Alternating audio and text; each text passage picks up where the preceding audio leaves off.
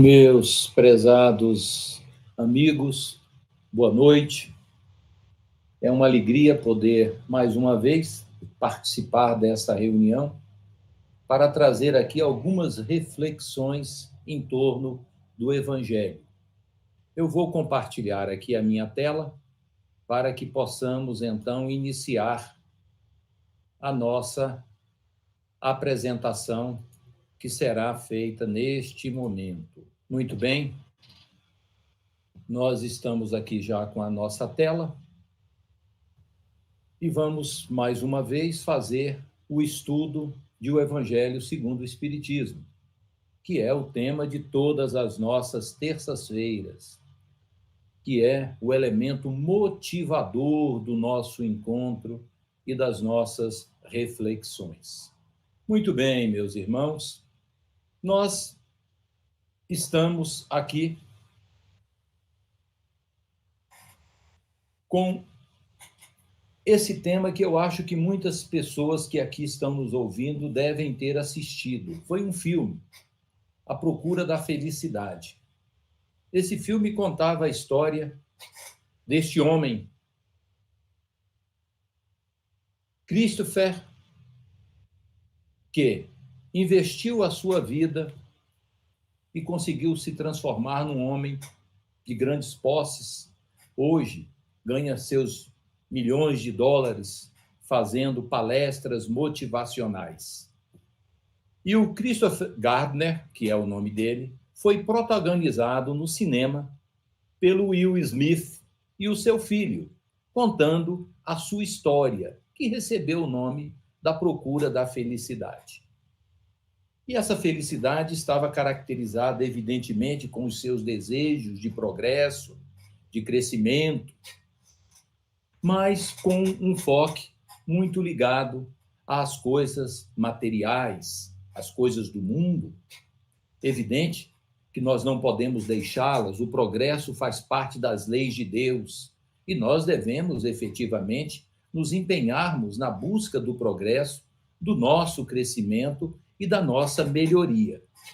No entanto, o que eu trago para vocês aqui agora é o seguinte: a felicidade que nós procuramos é o Evangelho que nos mostra o verdadeiro caminho. Fora do Evangelho, nós veremos que é impossível encontrar a felicidade, mesmo porque a felicidade deste mundo ela é efêmera. Nós não a conseguimos ainda porque vivemos um mundo de expiação e de provas.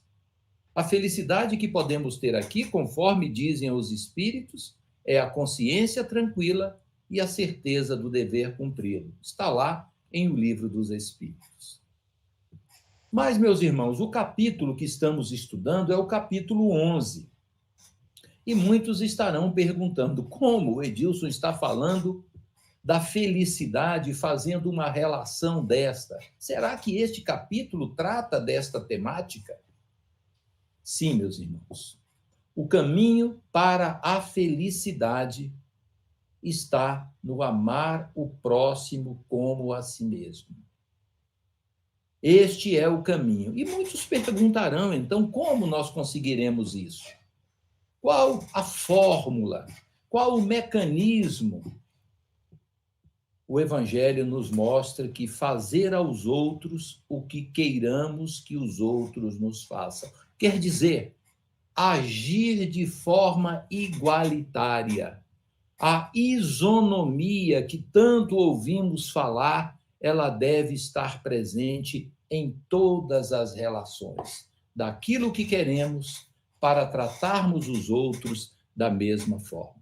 Vamos então seguir no capítulo para ver o que é que ele nos traz em termos de esclarecimento para esses pontos.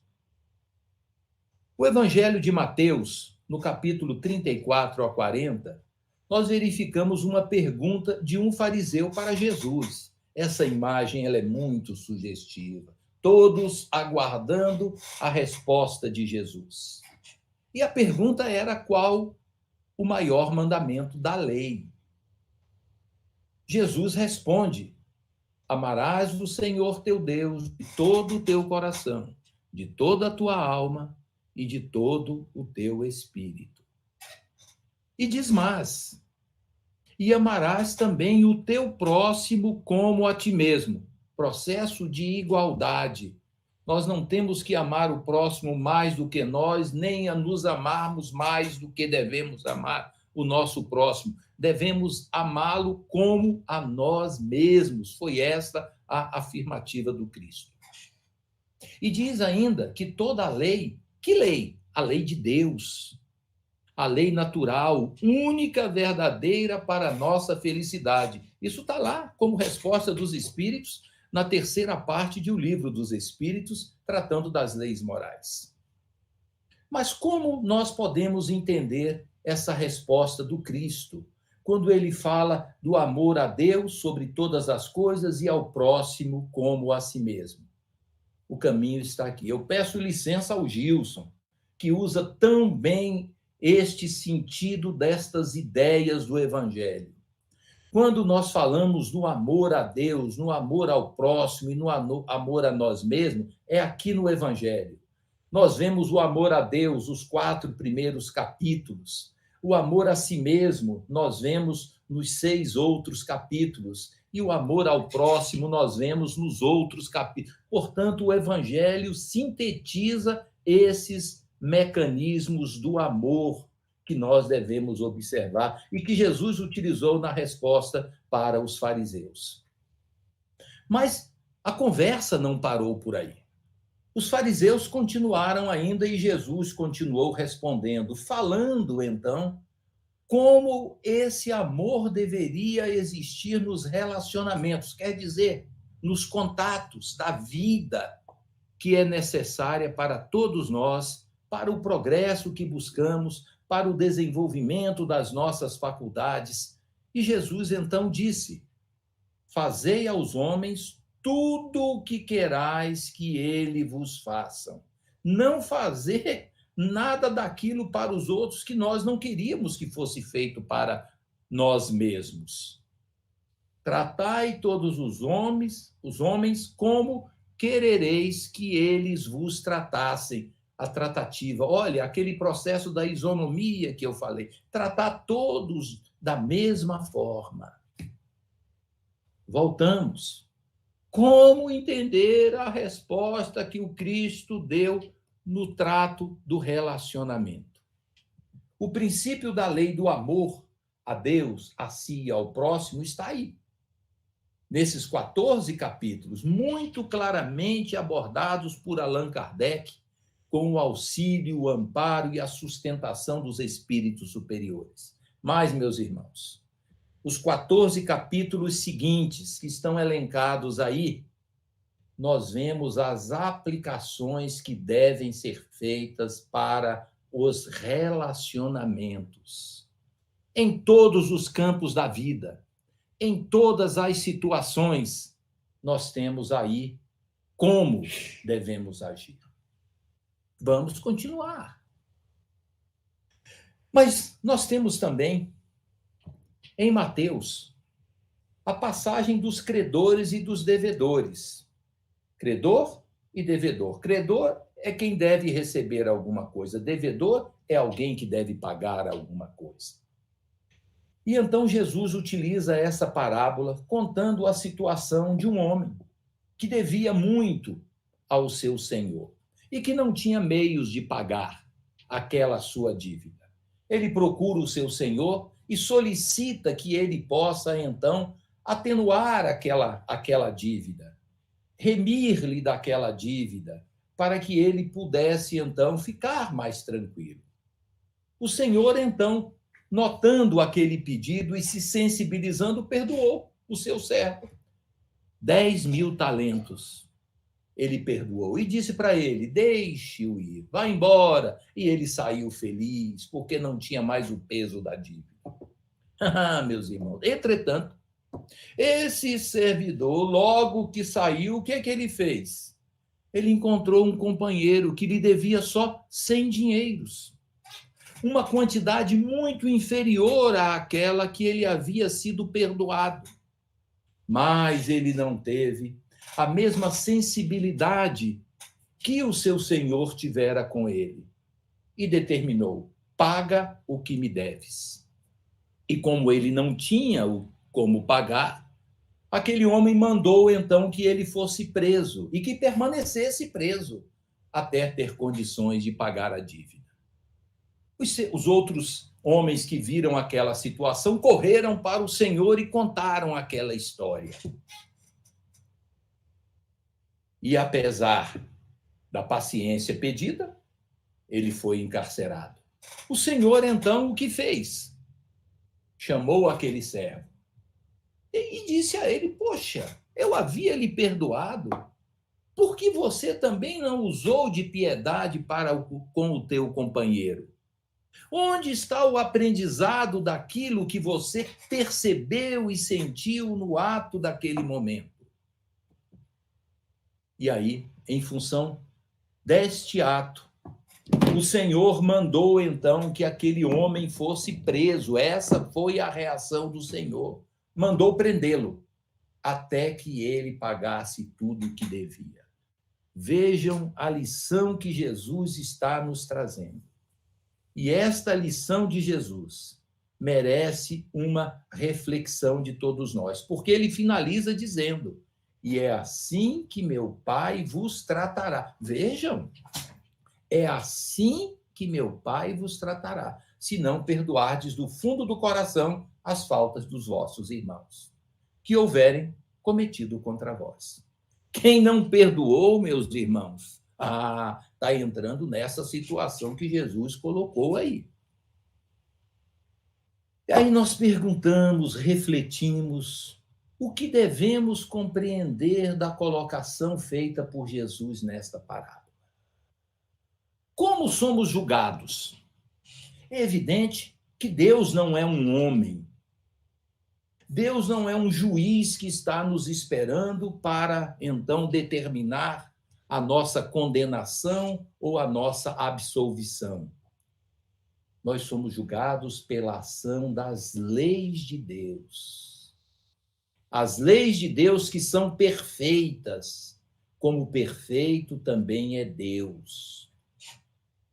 O que é a prisão que Jesus comentou na parábola? E como ela ocorre? Como é que nós ficamos presos?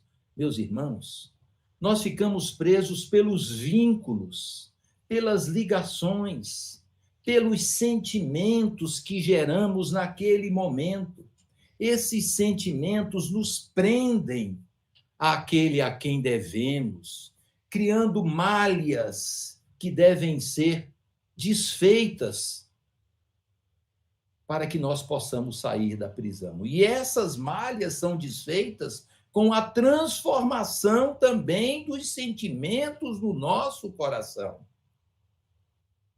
E a prisão ocorre através das reencarnações, quando somos, pelas próprias leis de Deus, colocados uns juntos dos outros para trabalharmos pelo progresso, pelo crescimento, dando o nosso esforço, a nossa vida, o nosso trabalho, a nossa dedicação, tirando muitas vezes da nossa boca para servir o próximo, de quem nós um dia usurpamos aquilo que lhe era necessário.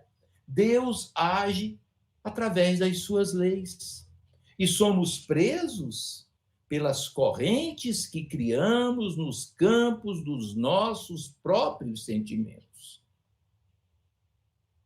E isso acontece, meus irmãos, porque a lei de Deus, ninguém pode afirmar que não a conhece. A lei de Deus, ela está escrita na nossa consciência. Todos nós a possuímos. E no momento que cometemos um erro, uma falha, um deslize, no momento que nós negamos ou transgredimos uma lei de Deus, automaticamente a nossa consciência estabelece ali o veredicto da ação do nosso próprio erro. Vamos lá. E nesta obra, meus irmãos, que foi comentada na nossa apresentação, que domingo completou 156 anos, tem um capítulo que trata sobre um tema que complementa as nossas ideias. Aquilo que estamos tratando é o Código Penal da vida futura. Olha, o Código Penal. Como age a justiça divina conosco? Nesta obra, nós verificamos que a soma das penas é proporcional à soma das imperfeições. Ninguém paga mais do que deve. Existe uma proporcionalidade, porque a lei de Deus é perfeita e não poderia cobrar de alguém aquilo que ele não deve. O bem e o mal são rigorosamente considerados. Vejam, o bem e o mal rigorosamente considerados. Por quê? A lei de Deus é lei de justiça. Deus é soberanamente justo e bom. Mas prestem atenção, Deus não é bonzinho. Deus é soberanamente justo e bom. Deus não passa a mão na cabeça daquele que errou, não é? Tentando consolá-lo. Não, não tem problema. Olha, isso foi uma coisinha pequenininha. Oh, deixa isso, vamos esquecer isso. Não. O bem e o mal são rigorosamente considerados. Não existe uma só ação. Prestem atenção. Um só pensamento mal que não tenha consequência. Meus irmãos, quando nós pensamos, nós criamos formas. Nós nos ligamos ao nosso irmão através do pensamento. Nós podemos beneficiá-lo, mas nós também podemos prejudicá-lo com os nossos pensamentos. Daí o valor de avaliarmos, de sempre pesarmos aquilo que estamos alimentando no campo dos nossos sentimentos e emitindo através de pensamento aos nossos irmãos. Toda falta cometida, todo mal realizado é uma dívida contraída. Olha, uma dívida que deverá ser paga. Cometeu o erro, tem que pagar a dívida. Não existe uma outra forma. E aí, meus irmãos, nós verificamos como a justiça divina, a sua perfeição e a sua beleza. A duração do castigo depende da melhoria do culpado. Só depende de nós mesmos. Não existe uma ação que não tenha uma relação direta com o esforço que cada um de nós realiza por vencer. À medida que nos esforçamos por resgatar, por trabalhar, por nos dedicar ao progresso, ao trabalho do bem, do amor, em benefício do nosso próximo e de nós mesmos, nós estamos alterando quadros que trazem benefícios para o nosso espírito. Olha, é assim que o Código Penal da vida futura age. Nós colocamos aqui só alguns pontos, muitos outros poderão ser observados na obra O Céu e o Inferno. E Kardec também, aqui, em O Livro dos Espíritos, ele trata dessa questão das provas, porque as reencarnações, elas agem como um mecanismo para que esses espíritos que não perdoaram possam se reencontrar. E Kardec fala das escolhas das provas, perguntando aos espíritos e obtendo as respostas. Dizendo aos espíritos, lá na pergunta 258, o próprio espírito escolhe o gênero de prova. Ele verifica o mal que ele cometeu e pede, então, uma nova reencarnação para trabalhar e tentar redimir aquele erro. Ele escolhe a reencarnação de acordo com a natureza das suas faltas. Vejam, que beleza, meus irmãos. A reencarnação, como sempre comentamos, quando existem as oportunidades, e vocês já ouviram diversas vezes, a reencarnação é a maior prova da justiça divina, agindo em benefício de todos nós. Mas existem também aquelas questões de reencarnações compulsórias. Deus sabe esperar. Todavia, ele pode impor uma reencarnação, uma nova existência, quando o espírito ainda não tem a condição e não está apto a compreender o que seria mais útil para ele. Até nesses casos, nós vemos a beleza da justiça divina. E aí, meus irmãos, é possível amar a Deus sem amar o próximo? Porque Jesus disse lá, amar a Deus sobre todas as coisas e ao próximo como a si mesmo. Mas alguém diz, não, eu vou amar a Deus, eu amo a Deus, eu o sigo, eu observo as suas leis, mas quem me fez mal, eu não quero nem perto de mim. É possível agir dessa maneira? Os Espíritos respondem que não. É impossível amar a Deus sem amar o próximo. Se o homem não ama a seu irmão, que lhe está próximo, como pode amar a Deus que não vê? Irmãos, somos todos nós. A queda, o erro, todos nós já cometemos e temos que observar isso com muito cuidado, até para respeitar o nosso irmão, que de alguma forma comete também um deslize. Chico Xavier, na obra Chico de Francisco, ele tem uma partezinha que ele fala a respeito do criminoso, e ele diz que criminoso é todos nós, qualquer um de nós que foi pego em descoberto. Então, vejam, todos nós temos faltas. Então, nós precisamos ver o outro que está ao nosso lado, precisamos entendê-lo como se fosse o nosso irmão. Se Deus é amor, não há como adorá-lo, senão fazendo o quê? Amando o nosso próximo. Prestemos bem atenção, o nosso próximo é o caminho mais fácil para chegar a Deus. Só chegaremos a Deus por meio do nosso próximo, trabalhando por ele, nos dedicando por ele. E o significado do perdão que Jesus procura nos trazer é a expressão mais completa da caridade que devemos praticar.